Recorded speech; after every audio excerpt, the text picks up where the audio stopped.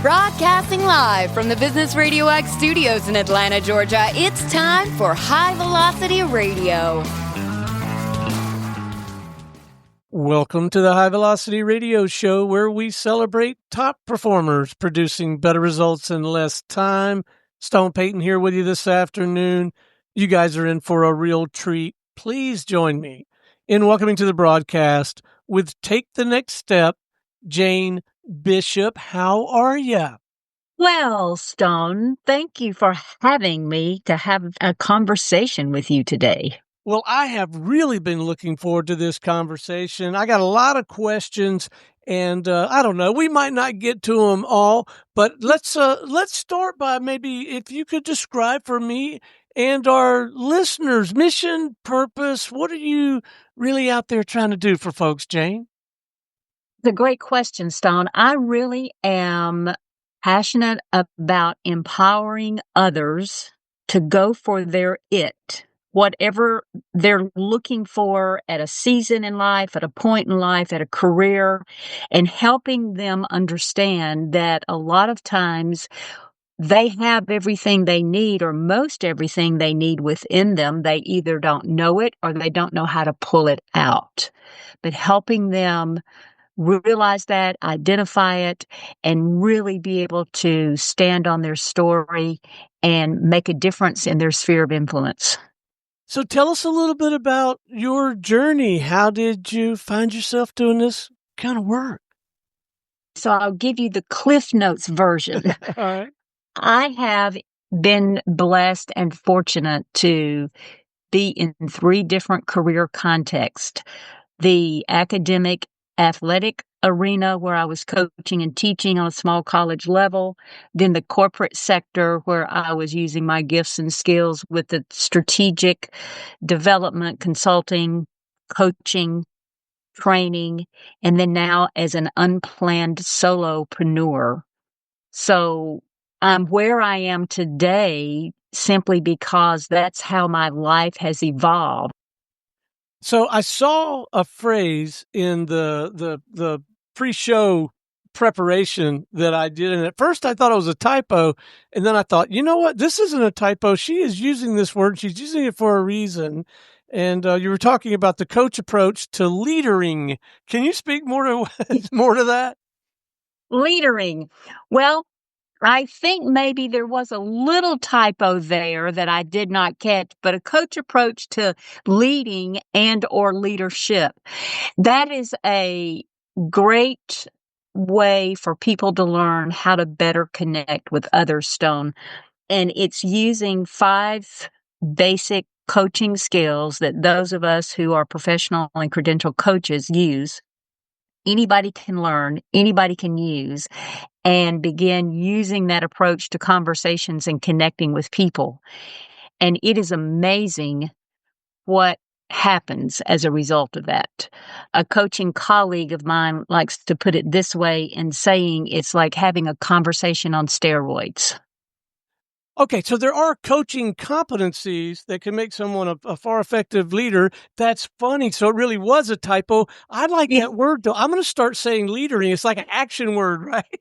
Hey, and since I gave you that typo, I'll use it too, so we can both use it. So how's your leadering going today? I think that's serious. a great. See, I love stuff like that. I do too. But say more about this, because it's the things that you've learned as a professional coach, those competencies, those skills, those disciplines, that rigor, those really do dovetail right into what it takes to be a good leader and generate results with and through the voluntary cooperation and effort of other people, doesn't it? Yes, it does. And connecting with people is different than communicating. You can communicate, you can offload information all day, but it doesn't always connect with the person or the people around. To really connect, it's understanding what is valuable to that person and where the two of you can intersect, or the group of you can intersect. And I'll just give you a little freebie here. The 5 basic coaching skills that I teach in a workshop that I do are all around listening, asking powerful questions.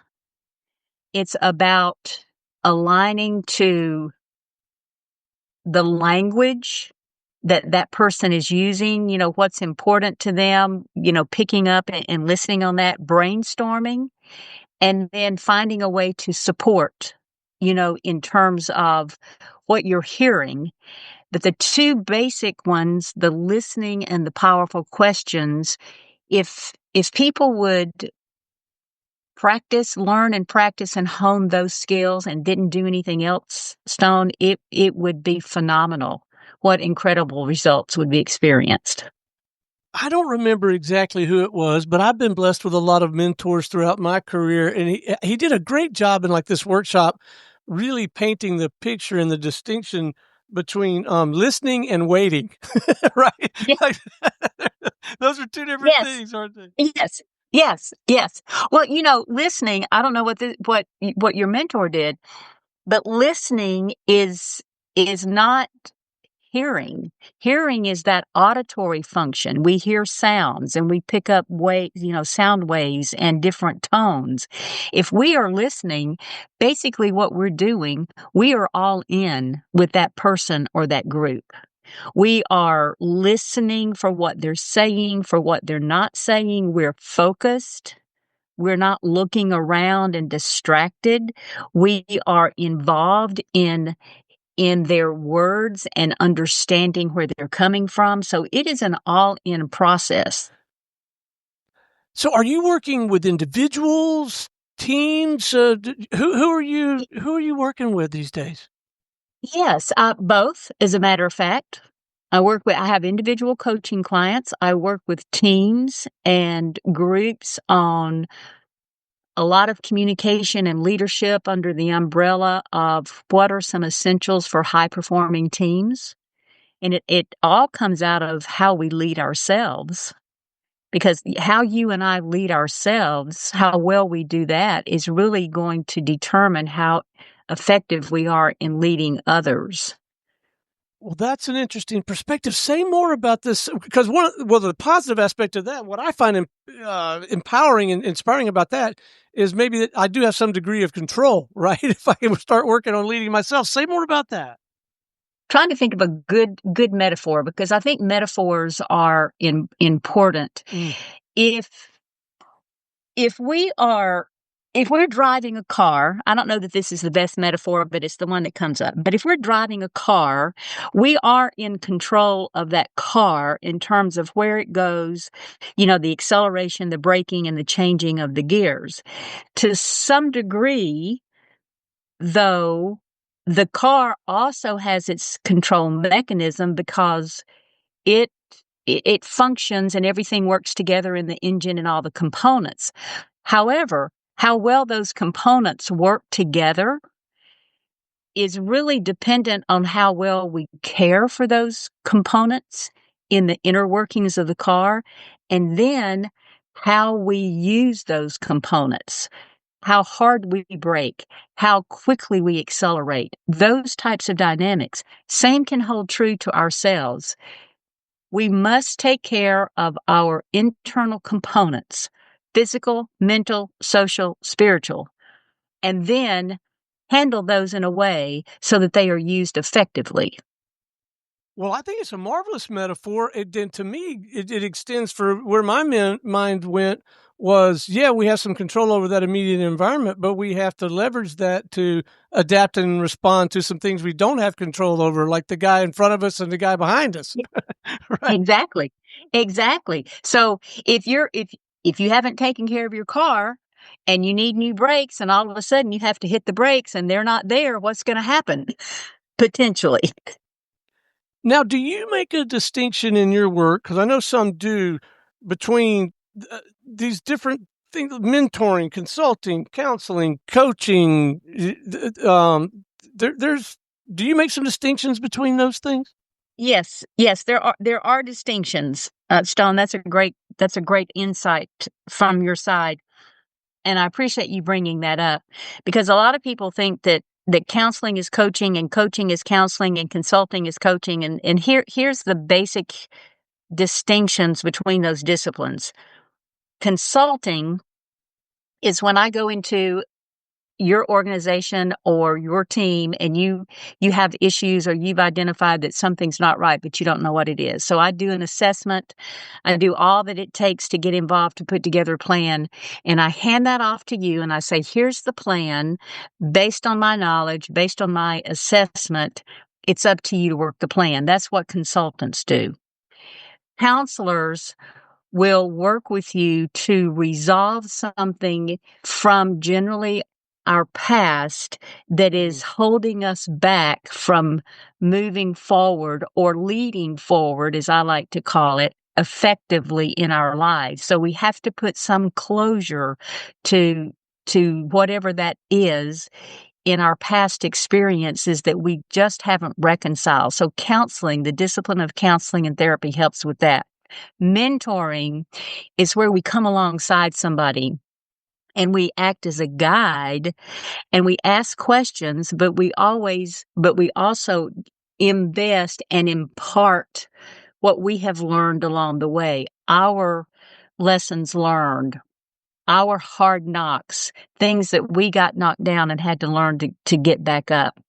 And then coaching is where the client, let's say you and I were in a coach relationship and you were the client, you are definitely in the driver's seat, Stone. My job is not to take over the wheel and tell you where to go. My job is to watch and listen and observe and ask questions and then occasionally nudge you to keep you from going off in the ditch. So it's listening and asking those good, powerful questions so that your wheels begin to turn in your brain and put some things together that perhaps you haven't thought about. Well, yeah, then those are very different Mhm. roles and, Right. and functions, and you've chosen to gravitate, for the most part, to coaching, I take it. Yes, that is my, coaches, the one difference and the distinction in the counseling and the therapy discipline and the coaching profession, therapists are required to have a license, a credential. There's certain types of certifications that they are required to go through to accomplish to be known as a legitimate therapist. Coaches do not have to do that. However, if you want a legitimate coach, they're going to be a credentialed or a professional coach that has that coach specific training. Because here's what happens sometimes. People say, oh, I've got this great coach. They tell me everything I'm supposed to do. Mhm. Well, okay, then they're either being a consultant or a mentor. They're not really being a true coach because that means you're not having to think about it. So you want to be disciplined in your experience and your knowledge base, even in the coaching profession, as you do in the other professions. Well, and you made the financial and time and energy investment in yourself and in the profession to become a credentialed coach with the International Coaching Federation. Say a little bit Yes. about that experience. Yes. The International Coach Federation is a global organization that is one of the most widely recognized for coaching credentialing and coaching membership. And there's a certain standards, any of us who are credentialed through that organization, there are certain coach-specific training that we have to do initially, and then there are continuing coaching credits every 3 years that have to be taken to renew our credential if a person wants to renew it. There are professional standards, ethical standards, learning, support systems. So it's a good organization, even though a lot of people have not heard about it. And it's a guide. A lot of people will find coaches through that organization because they know they're credible. So at this point in your career, you've been at this a while now. What are you finding the most rewarding about the work? What do you enjoy the most these days? One of the things I enjoy the most about coaching is when that person or that group has that aha moment and the expression, the energy, the excitement that start showing up and they start realizing and putting pieces together of a puzzle that they already had. They just didn't know where the connecting points were. I love that. So how does the whole sales and marketing thing work for a coach? Like, how do you get the new business? Well, that's a very challenging part of coaching for most coaches. I tell it like it is. Yeah. There are a lot of business models in the coaching world. Some will use the business model of creating funnels to attract people to be able to disseminate information. Others will use speaking to get in front of groups to make themselves known. It really depends on the coach as to what model they use. The key to any model, though, that they try to use in sales and marketing are two things from my experience and observation. Number one, there's got to be a marketing plan. You can't just say, okay, I'm a coach. Everybody come now. Who wants to, pull some things out of them? Here I am. That doesn't work. There's got to be a plan. And number two, that marketing plan must align with who you are. Mm. Just because somebody else is doing or it's the hottest and latest thing on the market does not mean it's for you. When solopreneurs and entrepreneurs or anybody, but specifically in that, I'll just key in on those two, start trying to grab everything that comes across their path because they think that's going to get them where they want to go. And yet it's out of alignment with who they are. It does not end well. So what do you enjoy doing when you're not engaged in coaching? Anything that you kind of nerd out about that doesn't have anything to do with the work? I enjoy having conversations with people wherever that may be, on the High Velocity podcast with the great Stone Payton, or whether it's in line the local grocery store. I enjoy reading. I enjoy movies. I enjoy my yard work. I find aspects. I simply enjoy life, and I enjoy connecting with people where I am. I love to travel. I haven't had an opportunity to do that for several years for family reasons, but I hope to get back to that, at some point in the future. Well, I think that's marvelous. And I don't know if this has been your experience or not. I may have shared with you before we came on air, for example, some family members and I are going to Greece in a few weeks from when we're doing this on air Yes. conversation. Mhm. And Mhm. we'll enjoy the heck out of it, of course. But I find personally, when I do that, I honestly believe with all my heart, I feel like I come back a better practitioner. I feel like I come back better equipped to serve than before I left. Yes. Do you find that? Yeah. That's very, very important. I will say I don't know your thinking or your rationale behind the name of your podcast, High Velocity. I'd be interested in knowing what that is. Going back to your question about when you get away, you come back feeling refreshed. Yeah. If we want to maintain high velocity, in other words, be the best we can be, and to use your words, to have better results in less time, we have to build in those breaks in life. Now, it could be 3 seconds, or it could be 3 hours, or it could be, 3 weeks. However, the key is consistently doing that. We can't go at high velocity and high octane 100% of the time without stopping to tend it along the way. So your trip that you're doing with your family and going to have that refreshment and that reset is huge. I agree. And that's a marvelous way to wrap the conversation. I was going to specifically ask you for a pro tip around producing better results in less time, and I think you just laid it on us. But I'll give you a chance. Is there another piece of advice you might leave our listeners with, just something to something to chew on and be thinking about with respect to coaching internally, getting some coaching help, engaging a coach, anything around your body of work, just some things to consider or think about before we wrap? Thank you for that opportunity, Stone. I would encourage the listeners to be very clear about the core of who they are. And the acronym of CORE is your character, your operating system, your beliefs, your value system, your relationships. Are they healthy relationships or are they toxic relationships? And then the E of CORE is your emotional intelligence. Identifying those components within you keeps your core strong, like our physical core that supports every part of our body, so that we stay in alignment, so that we can be positioned consistently to lead ourselves well, which leads others well, which creates a whole team of people in high velocity function, which is better results in less time. I am so glad that I asked, and I'm even more glad that we recorded this conversation. That is marvelous. What's the best way for our listeners to tap into your work and, maybe have a conversation with you? Let's leave them with some coordinates so they can do that.